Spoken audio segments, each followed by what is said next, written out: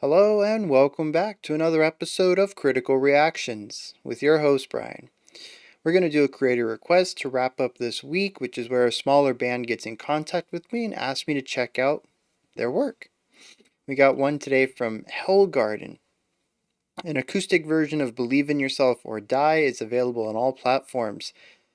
Closing a HellgardeN cycle. They're a Brazilian band. They just released their new single, the Unplugged version, BYD. The song is a rereading of the track Believe in Yourself or Die.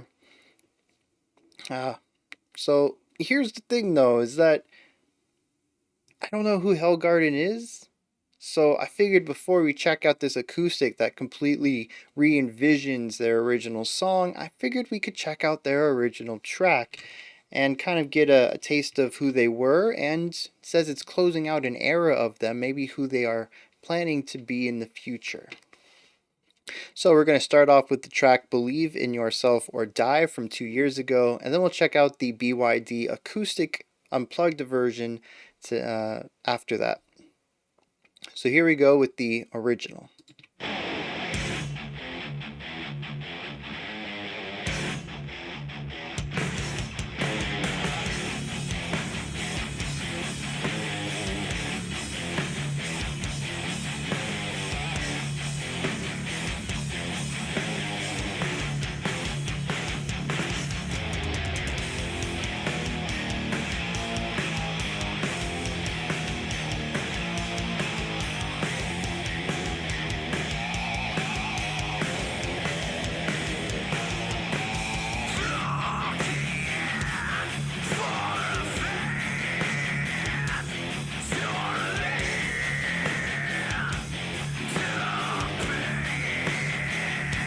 Lots of riding a pedal tone.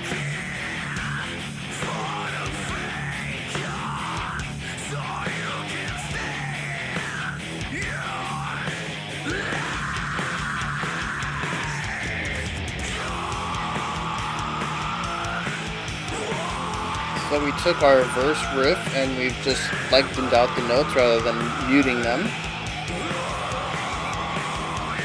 Put on some fun vibrato.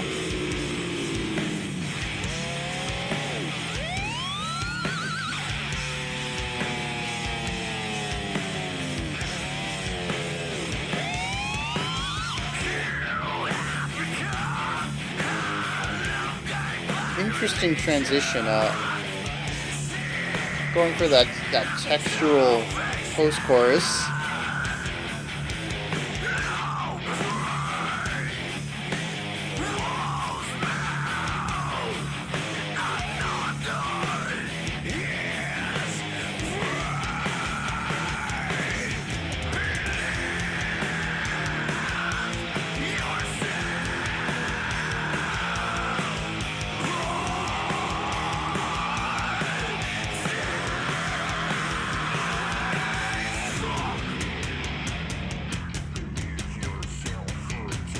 Yeah, getting some bass presence in there.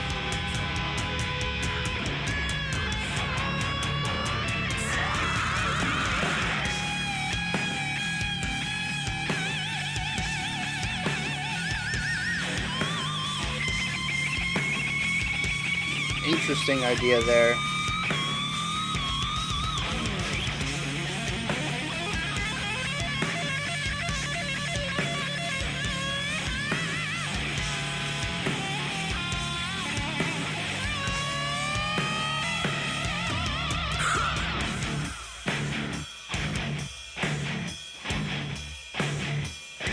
Such a gnarly, gritty tone.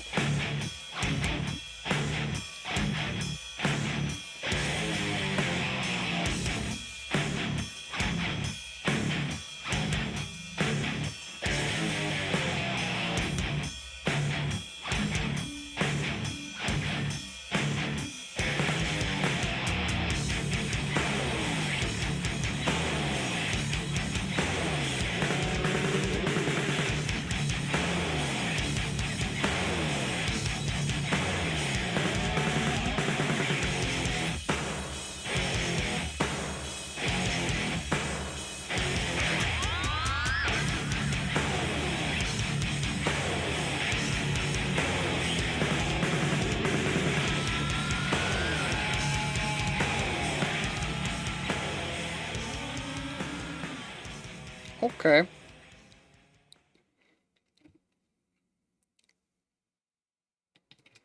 I'm not going to do a full breakdown like I normally do since this is not specifically what they asked for and they seem to have moved away from this style as the email suggests. But I do want to talk about some key points here so that we can see exactly what's being contrasted in the unplugged version.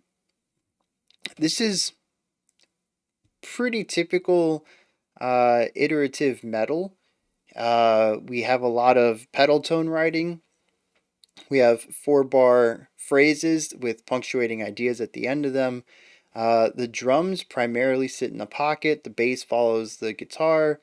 And it's really just all about laying into that groove. There's not a lot of shred or technicality in here. It is some more of that simpler 90s metal that really just cares about sounding cool, and it does. A lot of this is groovy, you just want to bang your head along to it.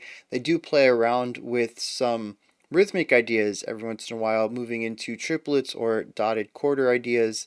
But even that, the dotted quarter idea is something we hear a lot of in the track. It dominates our verse rhythm, it dominates our chorus rhythm, it dominates our second post chorus rhythm that takes us into the bridge. Really, the first 75% of it is based off of this accented downbeat and then 2 half beats of no accent. Um, it's everywhere in our verse and chorus. There's some playfulness in varying up ideas, such as with the verse and chorus. In the guitar, we start off with palm muting ideas, where we play the first note and then we come down to a pedal tone for our unaccented 2 hits before coming back up. When we get into the verse, we just play the first beat. We're still doing groupings of 3, they're just held. This is the dotted quarter I was talking about, rather than 3/8 notes. But the rhythm of the attacks is the same, of the accented attacks. So we've taken one idea and just created a variation of it for our verse, lengthened it out, kind of gave it more of a melodic feel, but the underlying idea was rather similar. It really wasn't until we got to the halfway point we enter into what typically would be the bridge in other tracks that we hear a lot of variation. And again, it's little ideas. How do we transition what we just did and play around with it? We were doing long notes. How about we chop them up? We were doing these chopped up notes. What if we do the same thing, but we change the notes a little bit? Or what if what if the drums are playing in halftime now? And that's how we get those, little variations as the song progresses towards the end. And I think that's really neat. I don't personally enjoy that as the lead element of a song. I feel like something else needs to be going on, but I think that's just my biases kicking in, and what I tend to enjoy in music. We all have different musical tastes, and that felt like it was just missing something on top, whether that's a melody line or a solo or vocals, just something to sit on top of all of that. But at the end of the day, this is a really solid iterative metal track. It really takes the ideas that popularized the metal genre in the 90s and really runs them and refines them and perfects them. So, with all that said, let's find out where they decided to go from here when we check out their unplugged version.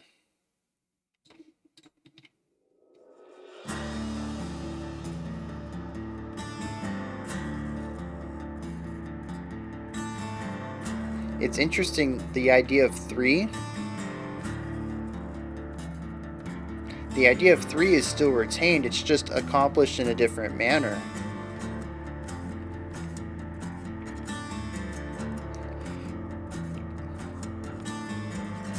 Yeah, we're working with triplets rather than dotted quarters.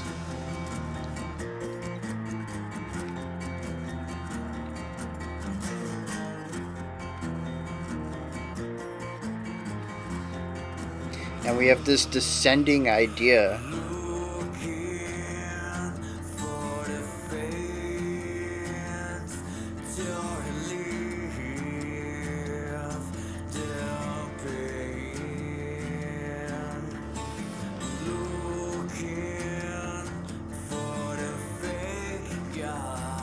like how there's still grit in the vocals without going for that type of harsh we had last time.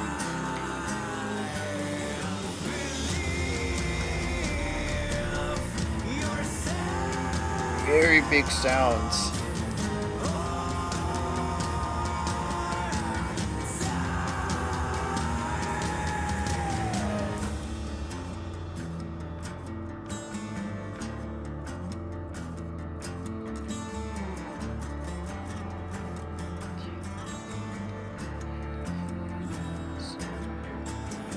So we still have some of those slides in that violin part that we had in our post-chorus on the original, but we paired that with a nice little lick as well.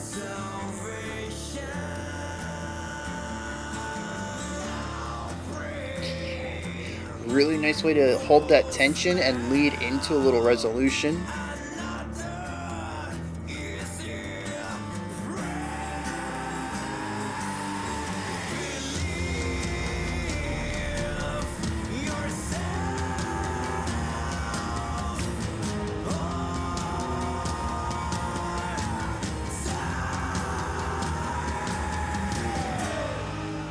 Yeah, and once again, our chorus is the same riff as our verse. There's just slight differences, so there's a small variation to give it extra impact.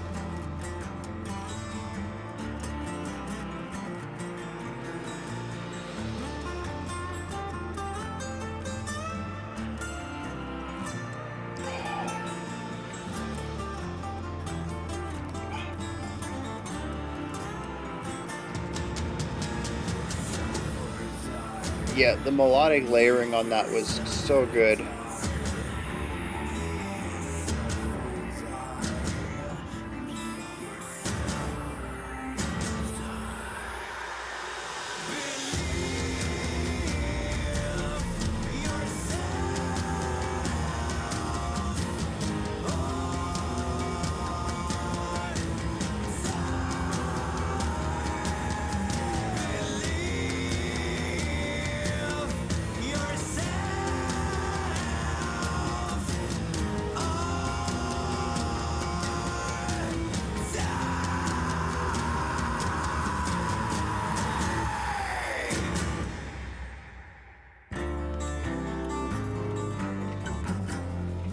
Oh, they raised that up a fifth, was that? Do do do do do do do do. Yeah, it's about a fifth, isn't it?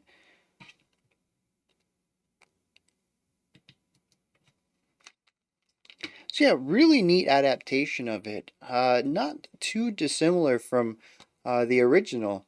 We've swapped out the pedal tone writing of our main riff for this descending triplets idea, which is really cool to retain that feeling of threes in the song without actually reusing the same riff or even a similar riff. They went a completely different method and went for more of a melodic idea here while retaining the rhythmic feeling, the rhythmic heartbeat.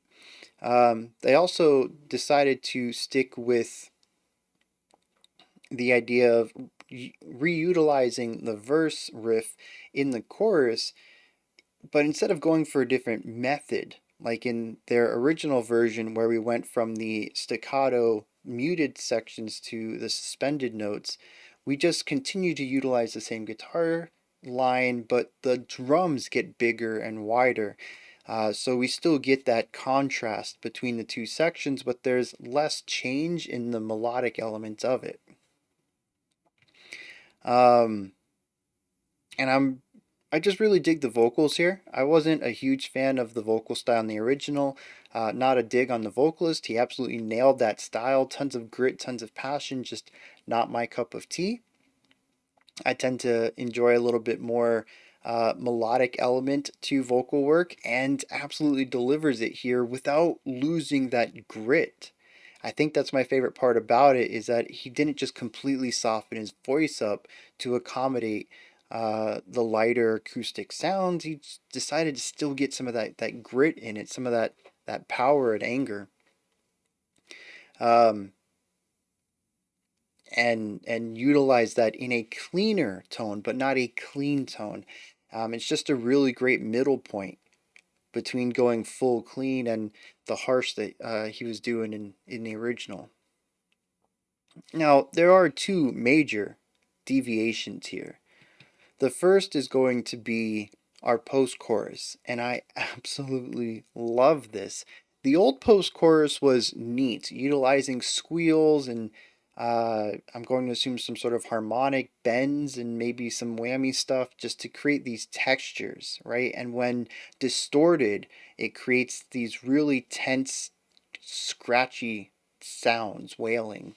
And it's neat from a technical perspective of making this instrument create these sounds by, you know, changing the way that you play them and running it through different, pedals and stuff. And the technicality of it is neat, but the musicality of it, I wasn't quite on board with. It felt disruptive to the song, just in that we were doing something and eventually we'll do something else, and then there's just this thing here that separates them. It doesn't really feel like it smoothly moves between them, whereas here we get these really nice lead guitar melodies for, like, I don't know, 3 bars, and we have this beautiful violin playing this descending line above everything, and it's sort of panning from one side to the other, and it's just this beautifully layered melodic section that works really well as a stand-in. One, because we've lost our melodic lead, our vocals aren't present here, we're left only with the ostinato, the repeating riff in our guitar, which is melodic but is not a melody. It's an ostinato, it's a repeating line.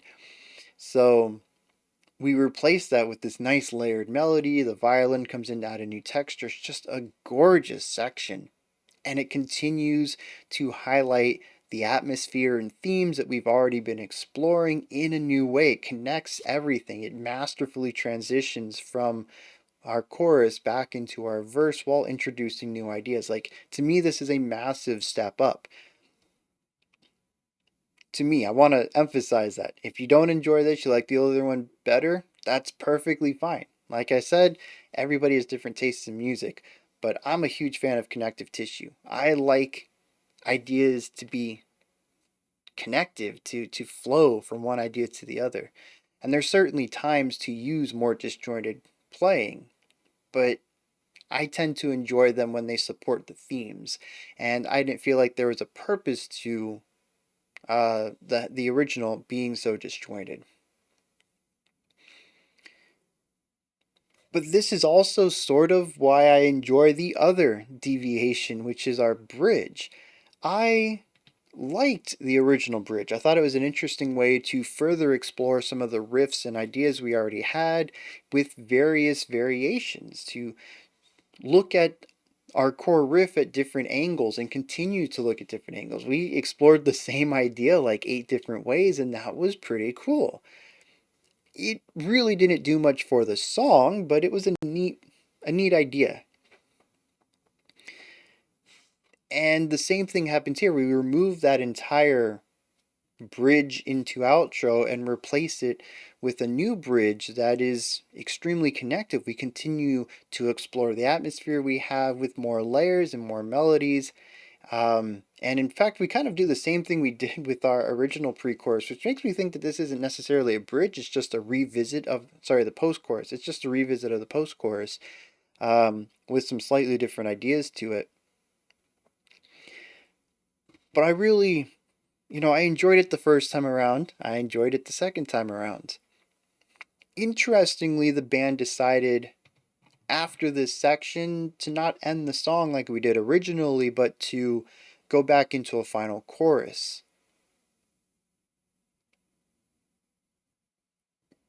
I'm not too hot on the chorus itself, but the lead in into this final chorus I really enjoyed. The vocalist decided to put some variations on the melodies that they had been singing and really leaning into tensions and resolutions, allowing the song to reach new heights of this diffusion of tension. And I appreciate that. The final chorus I felt could have used some variation, something to change it up. That's just I'm a stickler for that. You've listened to the if you've listened to the channel, if you listen to me ramble enough, you're going to hear me repeat that over and over and over and over. It's one of my biggest problems with a lot of mainstream music. If you're going to give me a third chorus, change it up. I've already heard it twice before. Put something new in it. And like I said, the lead up into this was neat. We started to hear some new ideas in our vocal melody, but they just didn't lead into any variation or changes in our final chorus. Again, I'm just one dude on the internet. HellgardeN, if you're watching this and you're like, nah, bro, I really liked how we ended that, that's all fine and good. Like I said, I'm just one dude. These are my opinions. This is what I would have done. That doesn't make it right or the best or, technically what you should have done or anything like that, right? Music is all subjective. If you like what you put out, keep doing it. Um, but yeah, it's just that I heard these lead up and these variations. I was like, yeah, we're gonna go into a final chorus and we're gonna have something new in here. And then it was just, it wasn't. So I was personally just a little underwhelmed there, but maybe other people really like how that turned out. I enjoyed this though. To me, this is a huge step up, but it's also more melodic and cohesive, which shifts to the other side of the spectrum where I typically am more comfortable with composition. So it makes sense that this appeals to me a little more. Um, the other track, it's a fine metal track. I would not have a problem if someone put that album on, but it's not going to be something I seek out. Whereas this, I might. It kind of moves into more of a atmospheric, melodic grunginess that I enjoy. So I'm gonna have to keep an eye on HellgardeN now, and see where they take this. I would love to hear how they explore the sound that they have right now with more original works instead of creating acoustic or unplugged or moody atmospheric versions of stuff they've already done. I want to hear some new stuff with this layering, the violin work, the melodic ideas, where you take this idea when you're not restrained by mimicking what you've done in the past, right? It's always cool to have one step in the past and see where you've come from and to apply new ideas to how you used to be. There's always going to be that as an artist, as a creator, anybody who does things creatively, there's always going to be that element of wanting to improve what you've done in the past. And so I don't I wouldn't blame y'all if you did an entire reimagined unplugged album, something like that. Or if you did a few of these. I know Falling in Reverse did a couple of these reimagined types of their older stuff, and honestly, I enjoyed both of those with varying degrees. Uh, but eventually, you got to get that foot out of the past, and like I said, I'm really curious what you do moving forward with new works, unrestrained by past ideas, and see where you guys head with this. However, those are just my thoughts on HellgardeN's BYD. Oh, I didn't do lyrics. The lyrics are rather short. Looking for faith to relive the pain, looking for a fake God so you can stand your life. Well, God was never on your side. You've become a lamb guided by religion, seeking salvation. Now pray. Wolves smell another easy prey. Believe in yourself or die. It's a very straightforward set of lyrics. It makes sense for this type of metal that it came from originally. That is just a very straightforward, in your face type of music. It makes sense for the surface level lyrics. And it doesn't not fit with the unplugged version, but the moodier, deeper, more complex emotion that we get out of the unplugged version, I would just like to see a little bit more depth to the lyrics, but you can't really do that when you're doing something like this. This is exactly what I was talking about. I'd like to see what they do going forward with original works. Anyways, though, it's pretty clear. It's anti-religion. It's basically says that you need to believe in yourself. Don't pray to some god to help you, because if there is a God, it's not on your side. It's not going to help you specifically. You're so insignificant to its existence.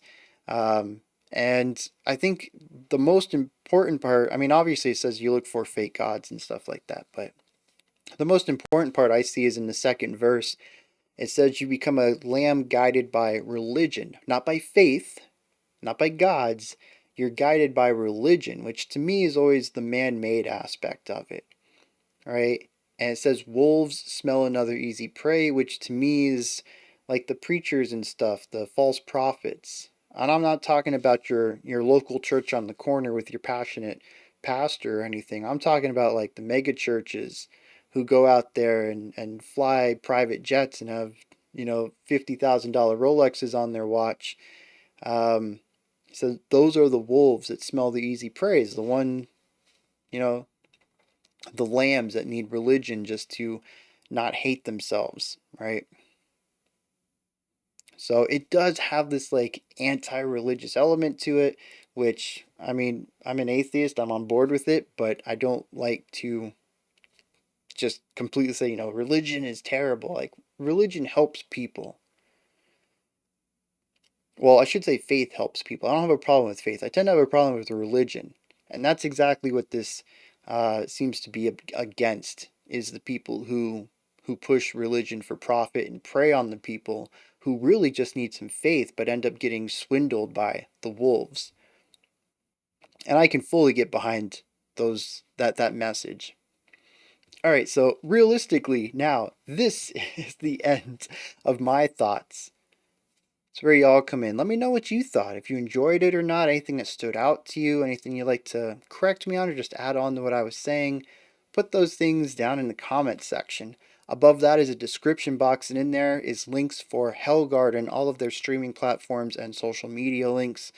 Above that, if you could, like, subscribe, and ring the bell. I greatly appreciate all three. If you enjoyed either of these tracks, head on over to HellgardeN's page, like and subscribe to them as well, and check them out on Spotify, Apple, whatever you do, and follow them. And I mean, you guys know that if you like music, just I don't need to tell you. If you like music, just follow the trail. Follow the breadcrumbs. Go listen to good music.